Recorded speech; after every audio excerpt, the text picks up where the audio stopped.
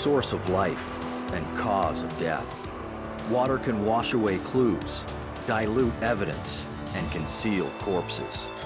For investigators, water can be a cunning opponent. For criminals, a most accommodating ally. For the perfect crime, just add water.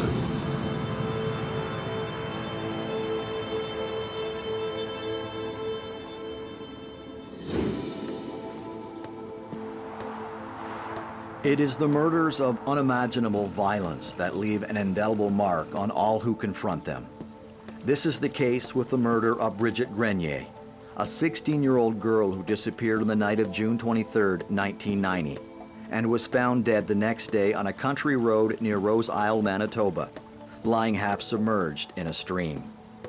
The story of the murder is full of unexpected twists and turns that span more than 15 years. Despite all the efforts deployed over the years, there are still doubts. Has the real culprit been punished for this terrible crime?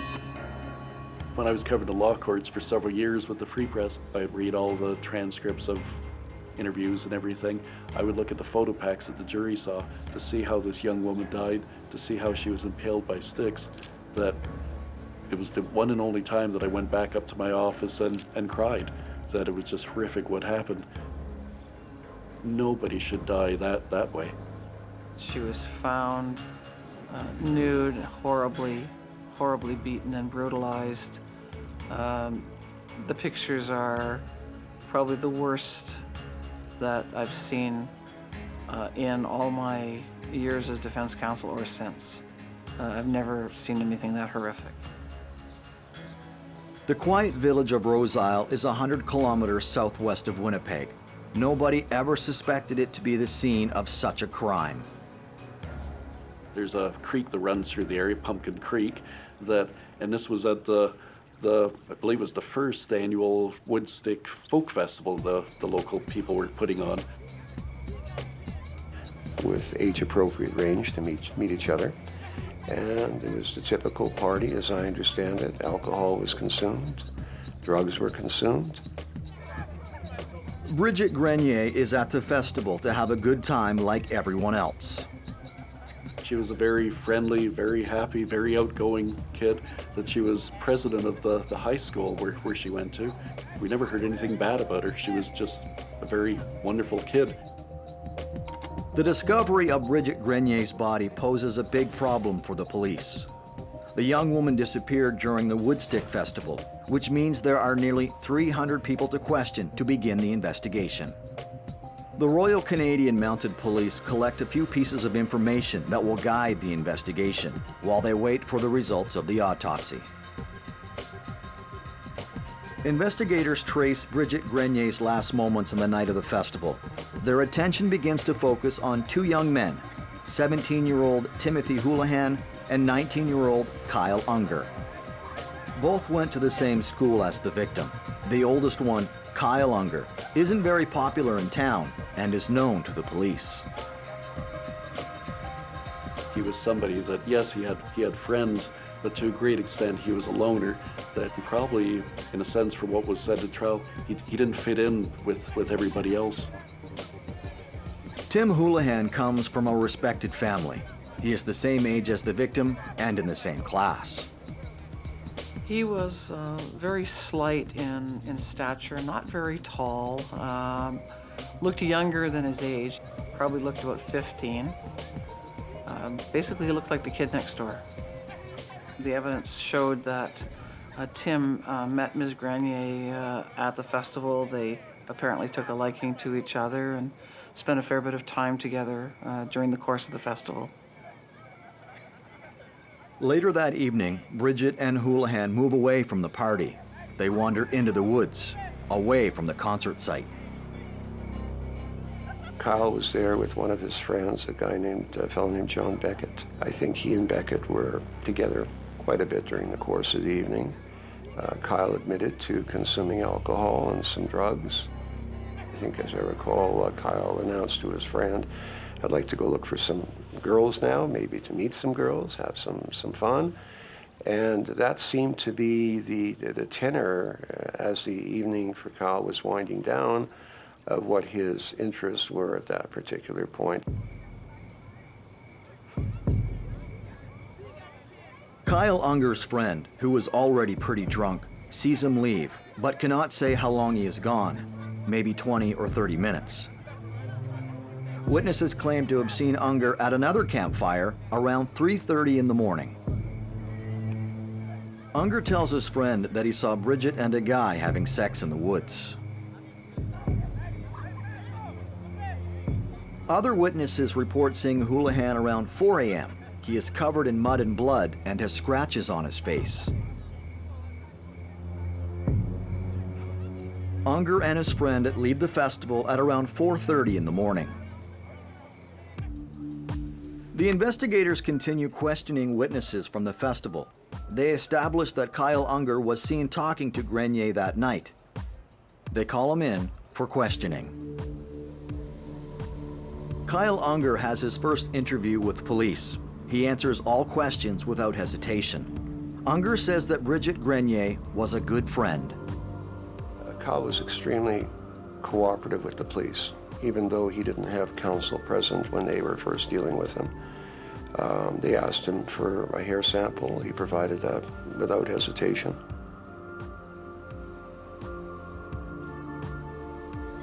All of the witnesses say that Tim Houlihan was the last person to be seen with Bridget Grenier, so it's not surprising that the police want to interview him next.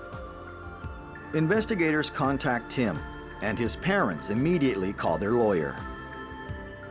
I was contacted by his parents. He was under the age of 18 at the time, and so I drove out to meet with Tim and his parents, and went down to the RCMP detachment in Carmen and presented him to the RCMP. At that point, because the investigation was very new, on advice of counsel, he declined to provide any comments. And he was released. He was allowed to go home.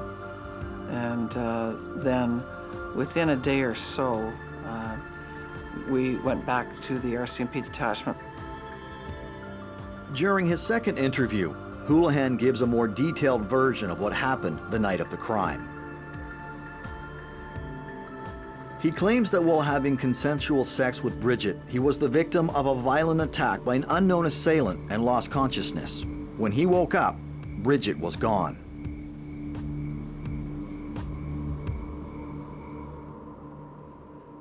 During his final interview, the police suspect that Houlihan is afraid to reveal the identity of his assailant. They ask him if he's talking about Kyle Unger, and he says yes. Houlihan then explains that he didn't lose consciousness and describes the murder in detail. Tim told police that he and Ms. Grenier engaged in consensual sexual activity, which was interrupted when Mr. Unger came upon them and then proceeded to attack Tim and beat and kill Ms. Grenier, and then force Tim to help him move her body down by the stream.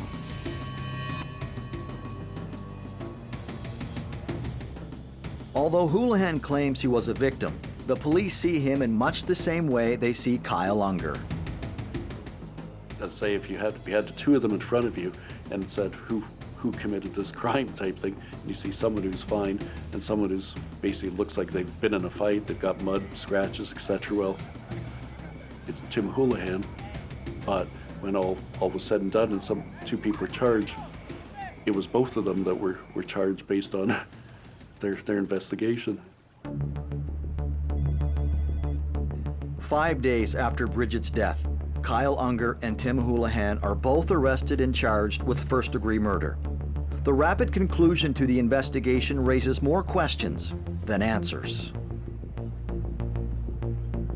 What are the odds, in my opinion, logically, of two people who do not know each other meeting together by accident and both of them being so vicious that they would both, not knowing each other, have this common link and be capable of committing the acts that were perpetrated on Miss Grenier.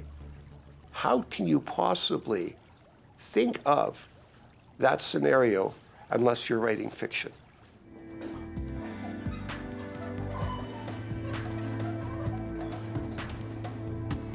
Bridget Grenier's body is transported to Winnipeg, where it is prepared for autopsy.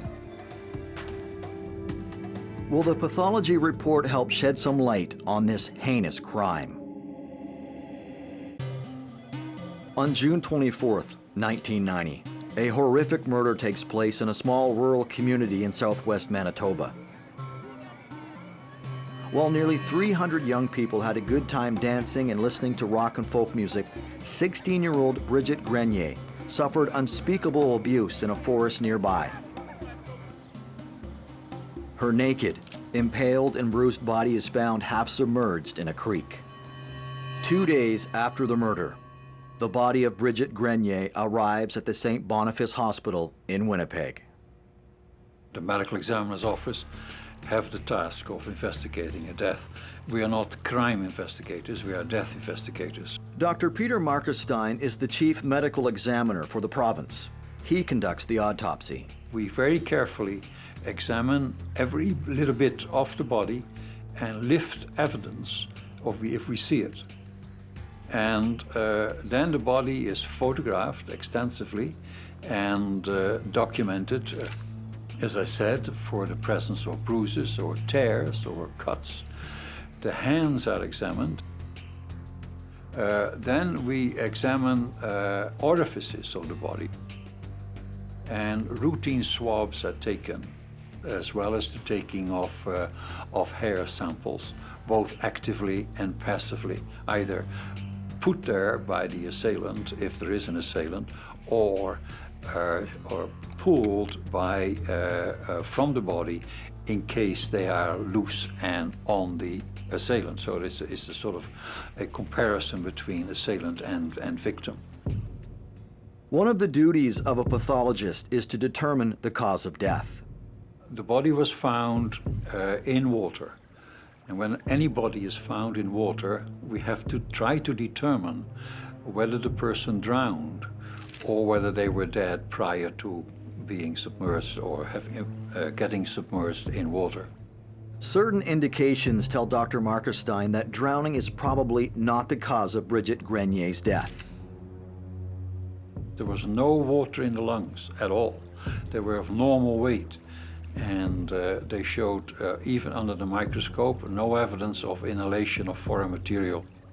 There were bruises on the body in the form of fingerprints or marks around the throat consistent with fingertips, which was associated by signs of possible manual strangulation.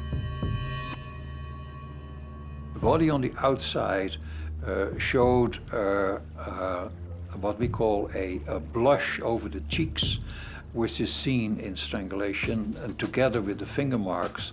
And when we looked on the inside of the body, we saw a fracture of the tongue bone, which is almost characteristic, not necessarily, but is often seen in manual strangulation. All that together was a picture of asphyxiation. And I concluded following the autopsy that asphyxiation was the cause of death, most likely due to manual force applied to the neck. In his long career as a medical examiner, Dr. Markestein admits he has never seen such horrific atrocities committed to a body. The body was naked and covered with mud, or dried mud at that time, by the time I did the autopsy. And the body showed signs of having been assaulted with sticks, and which was actually rather gruesome to see. Dr. Markestein identifies two types of weapons: a type of bludgeon, possibly a 2x4 for the external blows, and smaller sticks that were used to impale the victim. There were severe injuries sustained as a result of sticks that had been inserted into the body, and they led to bleeding inside on both sides. There were several other notable markings found on Bridget Grenier's body that may help identify the perpetrator. We found 3 elliptical wounds that were patterned. In other words, they had a certain pattern to them, like a picket fence sort of pattern, which was entirely consistent with being bite marks. A forensic odontologist is brought in to examine the bite marks. Photographs are taken in order to compare them to dental imprints from the suspects. After completing the autopsy, Dr. Mark Steen concludes the cause of Bridget Grenier's death is asphyxiation. There is very little evidence that can identify a suspect. However, this information partially corroborates Houlihan's version of events. The only new evidence found during the autopsy were the bite marks. Will they lead to the identity of the attacker? On a warm June night at a music festival in rural Manitoba, a young girl is brutally murdered.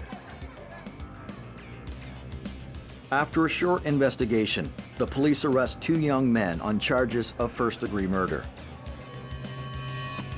Kyle Unger is held in remand while Tim Houlihan is sent to a detention center for minors. Following an autopsy, the police have bite mark evidence from the body. They ask for dental impressions from both of the accused. Unger quickly cooperates with the police. He readily provided his teeth impressions so they could be scientifically compared to the impression on the body. Houlihan never offered up his teeth impressions. And at that point, on the advice of counsel, he declined to do that, mainly because the investigation was in its infancy. We didn't know what we were dealing with, and I wanted to keep all of his options open. But there was no legal obligation at the time to provide those kind of biological samples, teeth impressions, blood, anything of that nature.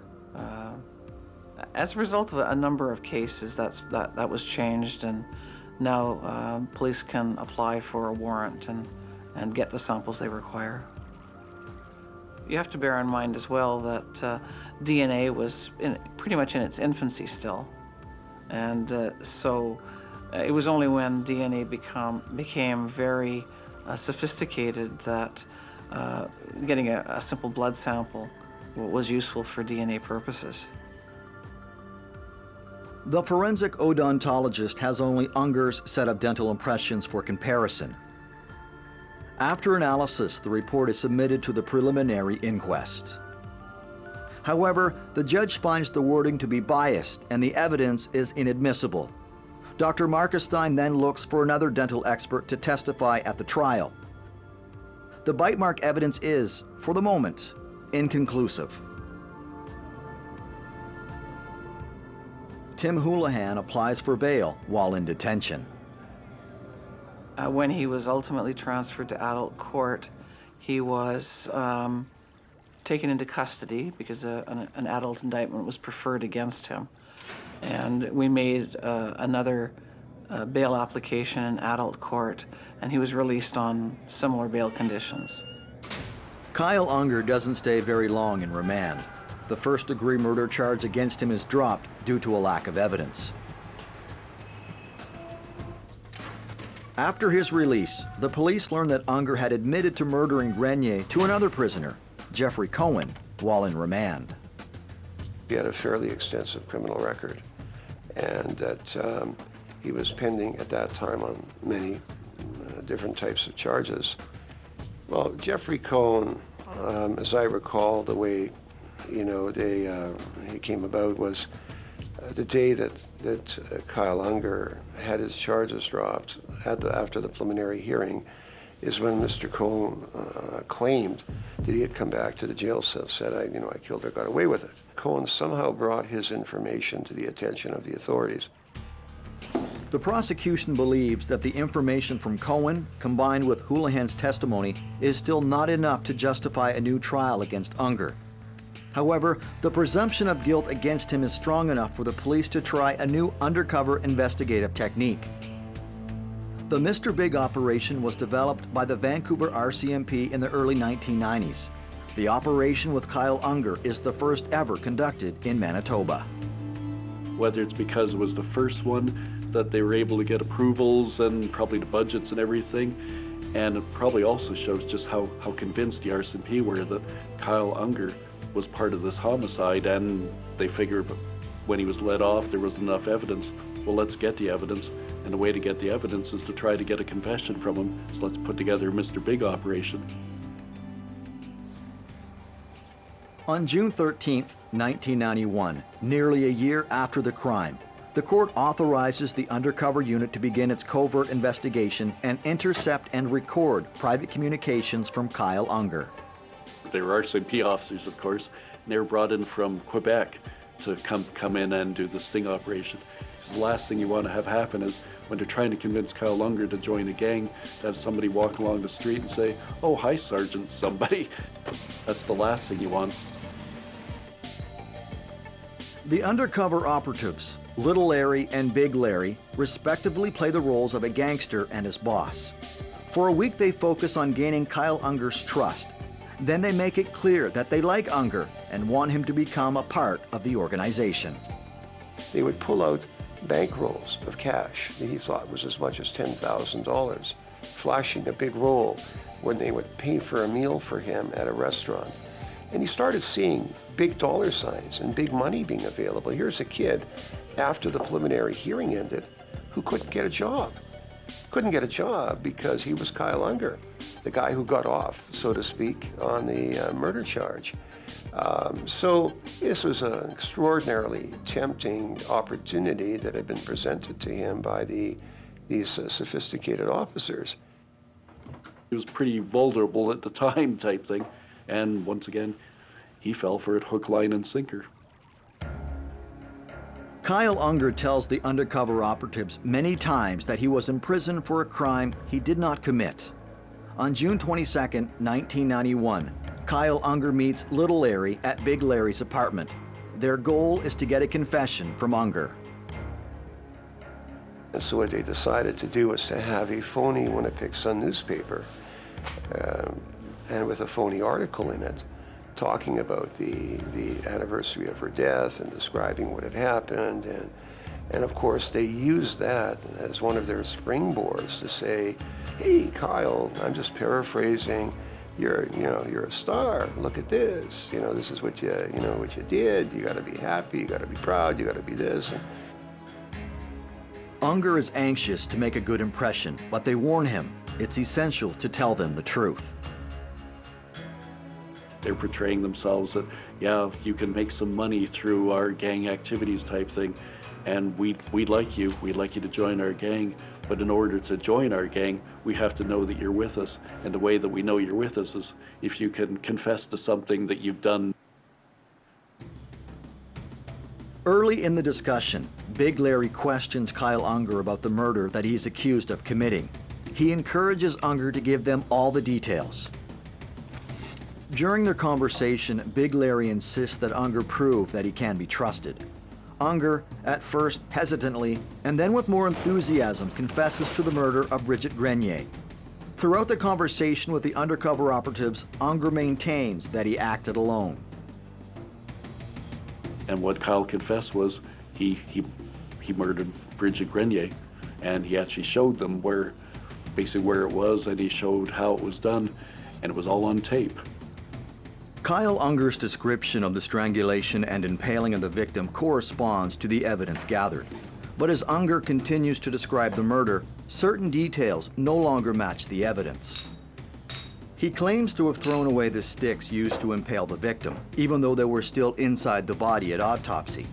He says the crime took place near a bridge, but the bridge was built after the murder. On June 25, 1991, Unger is arrested and, again, charged with first-degree murder. The police and the prosecutor still believe that the crime was committed by both suspects. They also arrest Tim Houlihan. The joint trial for the two accused is scheduled for January 1992.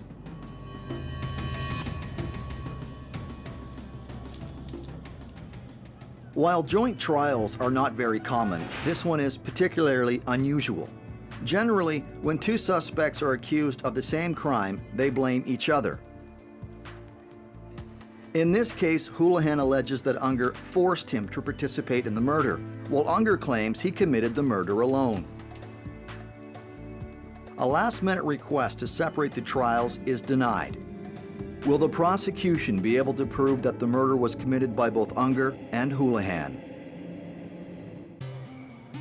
June 1990.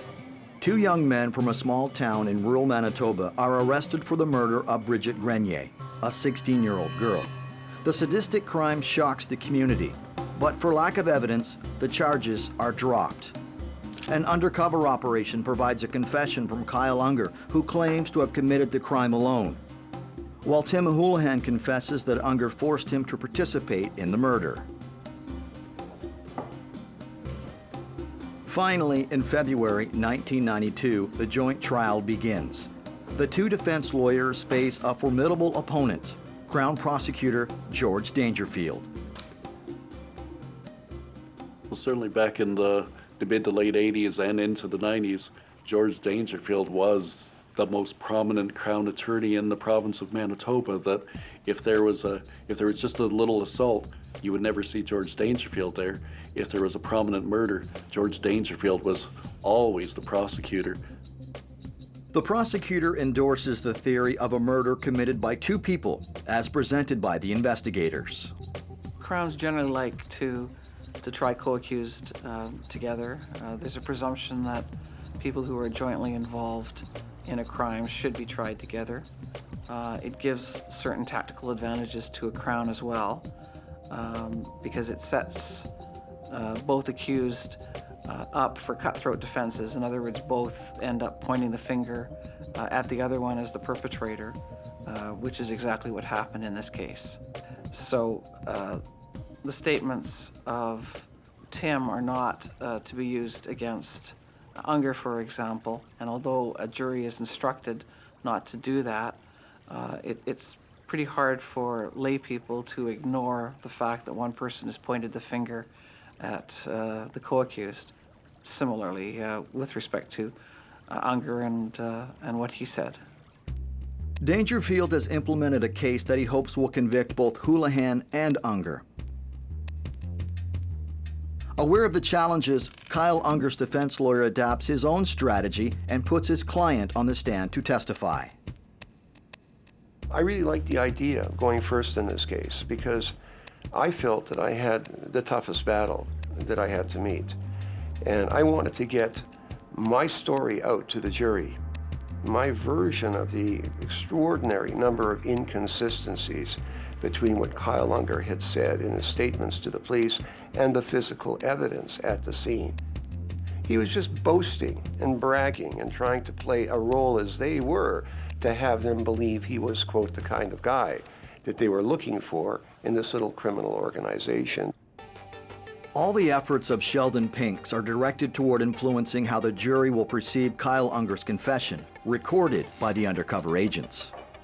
I still remember some of the language that he used, and it was horrific. I mean, what he said, he did to her, in particular with the use of the sticks. And he was so graphic, I mean, he was sort of like almost jumping around like an excited kid as he described in horrific language what he had done. Even though I still had doubts as to his guilt, because I truly believed that he hadn't done it, I felt that it's going to be so hard for a jury to understand that even an innocent person can speak the way Kyle Unger did. The devastating effect of the recorded confession does nothing to help Unger's defense, and the jury won't get to hear Tim Houlihan's version of the crime. Brenda Kaiser, Tim Houlihan's lawyer, didn't put him on the stand, and the jury heard from Kyle what his story was. The jury never heard from Tim. On other fronts, Sheldon Pinks has some success. Dr. Sperber, an internationally renowned American odontologist, testifies. He tells the court about his comparative analysis of the bite marks found on the body of the victim and the teeth imprints given by Kyle Unger. The field is called forensic odontology, and he did an amazing job explaining why he concluded it was not Kyle Unger's, which leaves me to the obvious question, which is, it had to be Houlihan's. Who else is going to be it under the circumstances? On advice of his counsel, Houlihan refuses to give a dental imprint. The bite mark evidence is inconclusive. Kyle Unger's defense undermines the evidence that led to the undercover operation, the statement from the Remand Center informant, Jeffrey Cohen. And that's where I picked up the ball, so to speak, and seemed to by fluke recall that when Cohen claimed that Unger had returned to his jail cell at the Remand Center, I seem to recall footage from one of our TV stations where he actually walked out of the court building at 408 York Avenue and never returned to the Remand Center. I got that footage, which confirmed he never was released from the Winnipeg Remand Center. He walked straight out of the court building at 408 York. I then subpoenaed the records from the Winnipeg Remand Center, and we established through their records he never came back. They have him moving over to 408 York. They have no record of him coming back in. So, I mean, it was beyond a shadow of a doubt proven this guy just simply fabricated the story. And my theory was for the consideration and getting a break on his charges. The expert testimony of a hair analyst doesn't go in Kyle Unger's favor. A hair that was found on Bridget Grenier's sweater matched a sample provided by Unger. But as you can appreciate, the microscopic examination would be limited to color, coarseness, I guess, thickness. You're talking about a visual comparison, which would really be totally dependent on the subjective opinion of your analyst. We used to call this junk science, many of the defense lawyers, because all that they should be able to say at best is it's consistent with perhaps Mr. Unger's hair. So the hair evidence, if it were properly presented to the jury, should not in those days have been given as much weight. A simple question from Tim Houlihan's defense will suddenly shed new light on the result of the hair comparison. But in this particular case, I recall the expert adding a couple of things, and one came out in cross-examination, which was Ms. Kaiser asked the expert in cross-examination, can you provide us with a probability as to how frequent or not this particular hair would be either Unger's or somebody else's? And she says, well, it would be 1 in 4,500. So in other words, in 1 in 4,500 other people, we may find this particular hair. That's a lot different than just simply saying it's consistent with. You're now creating, I think, a more substantial opinion. This hair plays a key role in the case because it's the only physical evidence that ties Kyle Unger to the crime. There were a couple of hairs that were found to be consistent with Tim on her clothing, but those were really a non-issue given that he had admitted having contact with her. In his closing arguments, Sheldon Pinks proclaims with confidence that Kyle Unger has never had a motive for the murder. Kyle Unger says he didn't know Tim Houlihan. They weren't friends. What then would have been Kyle Unger's motive to, even if he did accidentally see them together in the bush? And what would have prompted him to go snooping around? We didn't see any evidence of him stalking her or bothering her where people had to intervene. There's nothing whatsoever that can be said to attribute a motive to Kyle Unger to have been involved. In his final argument, Pinks adds that if there is a guilty party, it is Tim Houlihan. Houlihan was the last person to see the victim alive. Witnesses saw him covered in mud, scratches, and blood after the crime. He refused to provide dental imprints or hair samples and did not testify at the trial. Pinks concludes that the only one who could have murdered Bridget Grenier is Tim Houlihan. The verdict is announced. Unger and Houlihan are both convicted of first-degree murder. And as part of that, that means you're in prison for the rest of your life, and you might have a chance of getting parole after 25 years, but it's a lifetime in jail unless a parole board lets you out after 25 years. At the end of this trial, Tim Houlihan and Kyle Unger are incarcerated. But without a motive or any conclusive evidence, both defendants decide to appeal their verdicts. Will they be freed?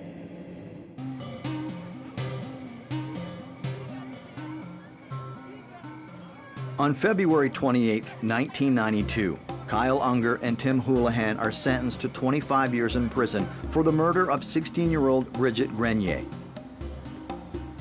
Immediately, the lawyers for both convicted men prepare their appeals. Sheldon Pinks presents his argument for Kyle Unger.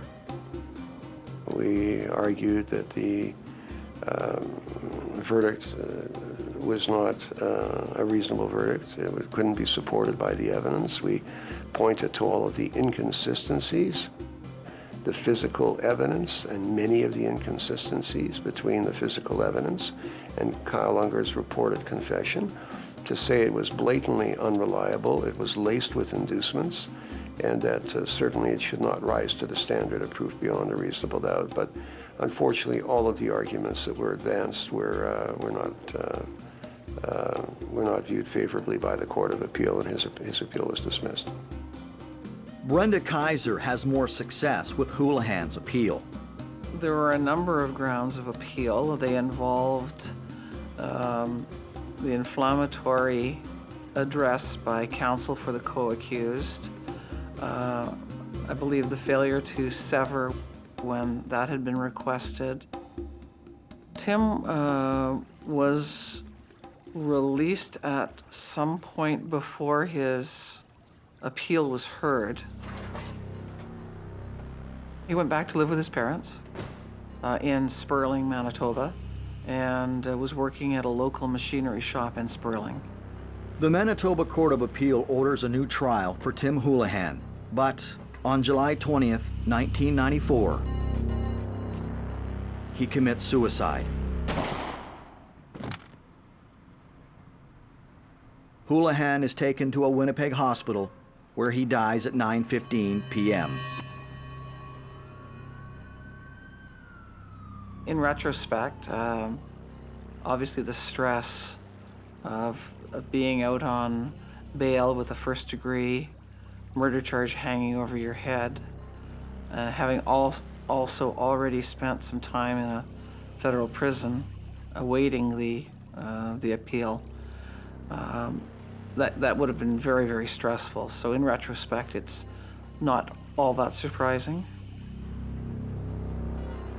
But it just looks suspicious. Then all of a sudden you have somebody who had just been granted a new trial to show the world that, yeah, they're innocent. But then you have a suicide, and that makes you wonder in terms of, well, so if that didn't make him happy that he was getting a new trial, why would that be?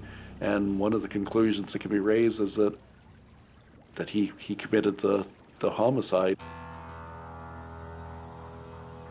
For nearly 10 years, Kyle Unger proclaims his innocence while serving his sentence in a British Columbia prison. In 2003, the Manitoba justice system re-examined many murder convictions that involved hair analysis. Kyle Unger's case is among them. The hair samples, along with a sample of Kyle Unger's DNA, are sent to a lab in the United States for profiling.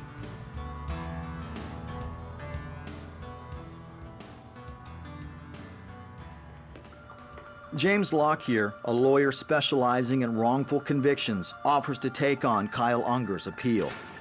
On September 15, 2004, the results of the comparison are released.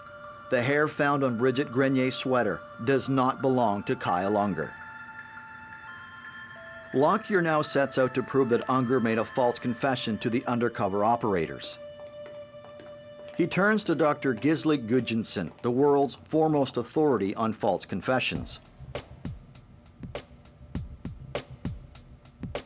Dr. Gudjonsson interviews Unger and notes that he lacks detailed knowledge about the murder, very specific information that only the killer would know. Gudjonsson concludes, it is not recommended to rely on the confessions obtained from Mr. Unger during the undercover operation. Lockyer also discovers that the informant, Jeffrey Cohen, asked to be paid for his confession. This should have made his testimony inadmissible at trial. The more Lockyer researches, the more he finds that an alarming amount of information was not disclosed to defense counsel before the trial. Disclosure has completely changed from over 20 years ago to today. Today you would have a complete file. You would have access as counsel to anything that could potentially be helpful to your case, whether it was helpful to your accused directly or whether it was something that perhaps was negative about a co-accused that could be indirectly helpful. You would have access to all of that information. That it was not that readily available over 20 years ago. And there was a less of an expectation that it would be provided fully. While reviewing the police interview transcripts, Lockyer discovered that in the early days of the investigation, the police favored the theory that the murder was committed by two people. You know, his first interview tells the story about how he was in the bush and doing things with Grenier, and along comes this person. But in statement number one, he didn't know who it was. Didn't know. Told the police officer, I don't know who that person was.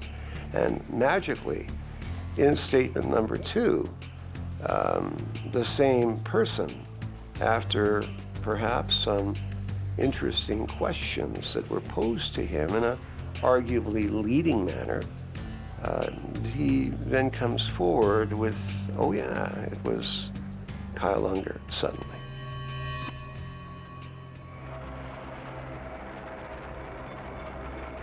The most shocking piece of undisclosed information is Tim Houlihan's alleged involvement in satanic rituals.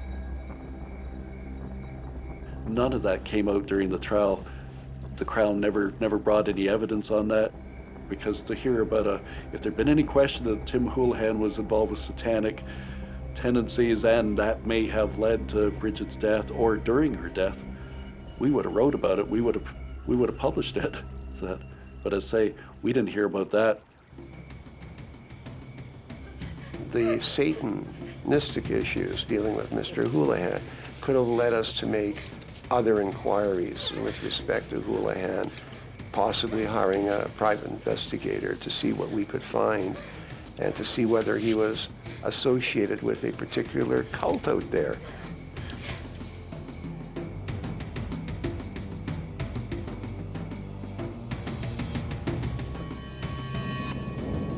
If Tim Houlihan's belief in Satan is true, it would shed new light on the question of a possible motive in the murder of Bridget Grenier, and it could explain the gruesome nature of the crime. I'm 100% convinced Kyle Unger was and is innocent of this crime. I have no doubt in my mind that it was Tim Houlihan who committed this crime. We may never know who really killed Bridget Grenier. Kyle Unger was exonerated by the court and was released after 14 years in prison. Tim Houlihan took his secret to the grave by committing suicide.